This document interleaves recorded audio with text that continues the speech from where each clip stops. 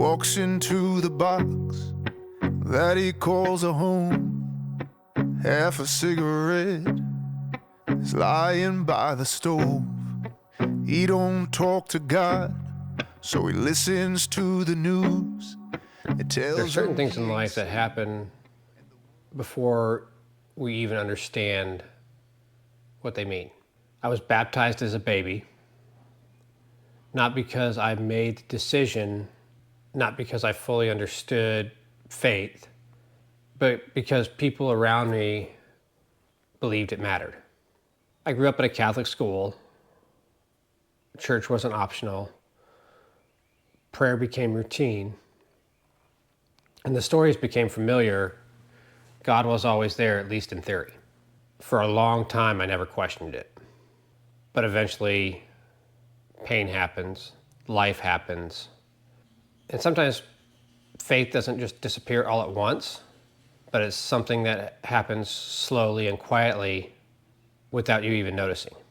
What I'm talking about this week is my slow decline, the anger, the emptiness, the sins I fell into while I felt disconnected from God.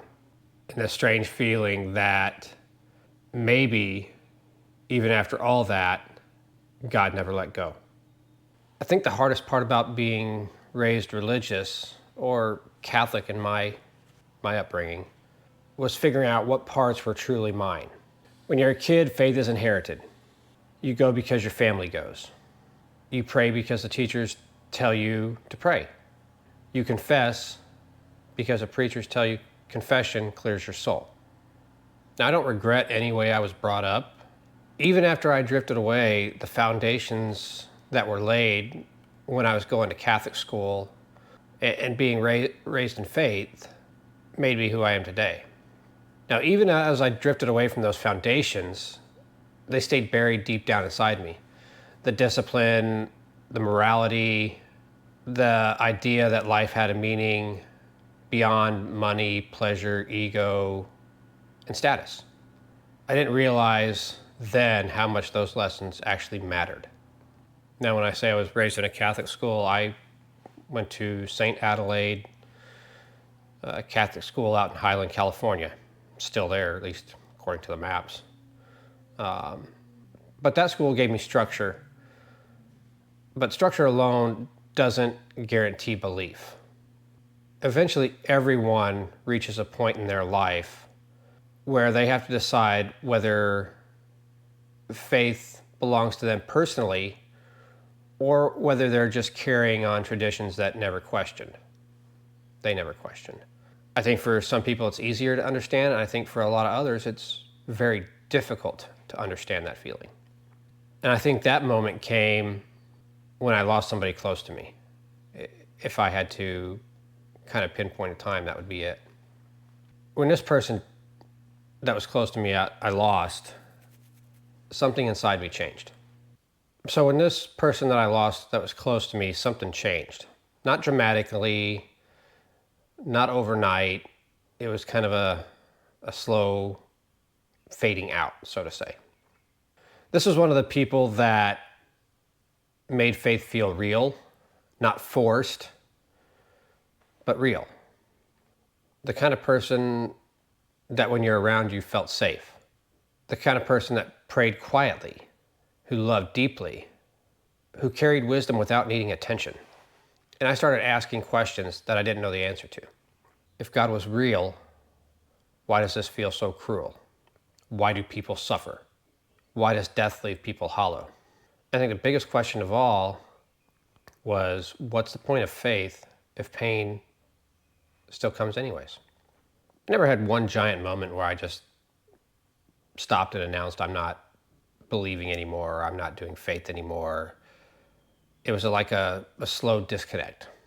I prayed less, I stopped going to church, I stopped trying. But eventually, over time, the silence grew. And here's the strange part. While I was drifting away, I never really felt alone.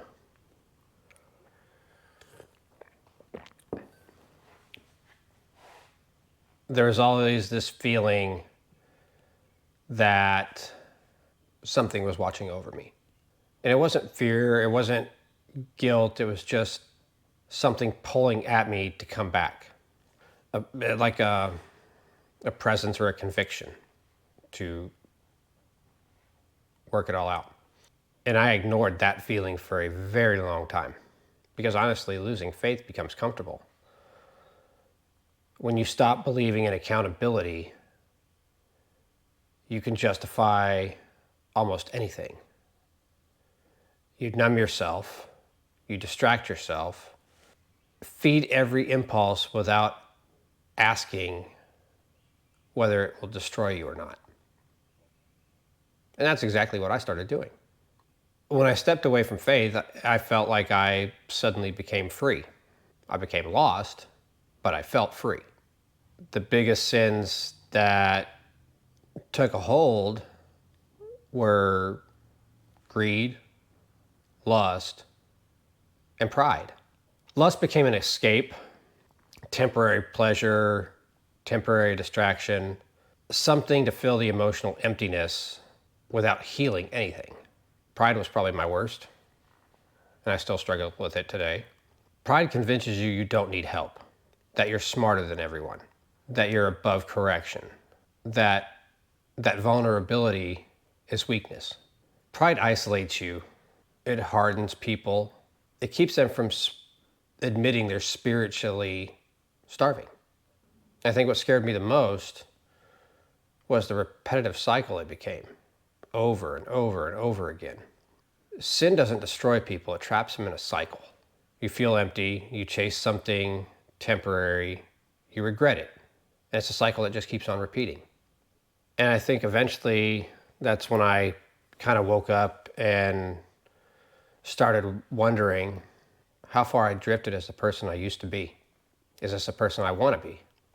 I wish I could say it was one dramatic moment that changed everything and brought me back to faith, but it was a slow process. Not perfect, not clean, very slow. Just small moments that I look back on, somebody was watching over me. Small realizations, small convictions that somebody had a different plan for me. And slowly I started feeling the pull back to faith.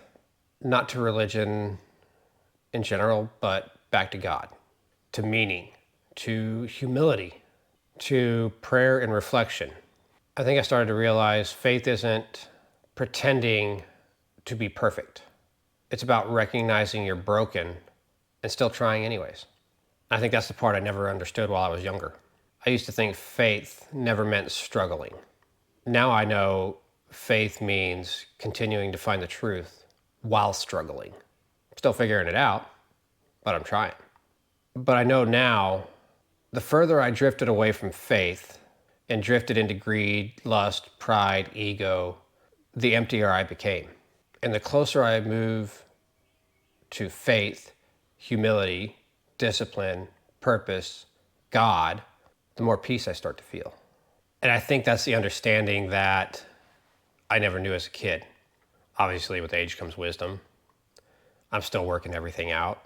I don't know what prayer is or reflection. I should say I don't know how to do all that. I don't know what repent means or the understanding of why. I don't regret being raised Catholic. Even during the years that my faith was lost, those foundations stuck with me, deep inside me. And I think maybe that's why I eventually found my way back. Because even when I stopped reaching for God, part of me still felt him. And I think he is pulling me back to the light. Maybe some of you listening feel the same way. Maybe you were raised in faith, drifted away and came back. Or maybe you know somebody. If you do, share this. And I think next week, let's do this first. But the other night, me and the wife were talking, and she asked if I'd get baptized again. And I think that's what we're going to talk about next week. So stick around if you're interested. Let's see where we go from here. He walks into the box that he calls a home. Half a cigarette is lying by the stove. He don't talk to God, so he listens to the news. It tells him he ain't safe and the world is ending soon. He says, why am I so ugly? And why are you? Why do all these lies seem so much closer than the truth? Have I lost the virtue of patience? Did I slip right through the cracks? And if I'm losing my way, how do I get back? My faith has been shaking. We're all out here waiting for someone to save us, but maybe